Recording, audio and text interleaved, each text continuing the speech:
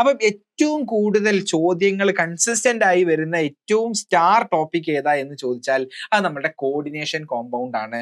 18 questions ആണ് അതിൽ നിന്നും മാത്രം വന്നിട്ടുള്ളത്. നോക്കടാ, ഓരോ വർഷവും 4 ക്വസ്റ്റ്യൻസ് വരെ കോർഡിനേഷൻ കോമ്പൗണ്ടിൽ നിന്ന് വന്നിട്ടുണ്ട്.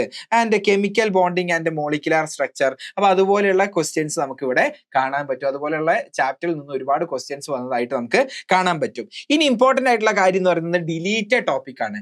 ഡിലീറ്റഡ് ടോപ്പിക് പണ്ട് ഉണ്ടായിരുന്ന, ഇപ്പൊ റാഷണലൈസ്ഡ് NCERT-യിൽ ഇല്ലാത്ത ഒരുപാട് ടോപ്പിക്കുകളിൽ നിന്ന് ഒരുപാട് ക്വസ്റ്റ്യൻസ് ഇതിന്റെ മുന്നേ വന്നിട്ടുണ്ടായിരുന്നു.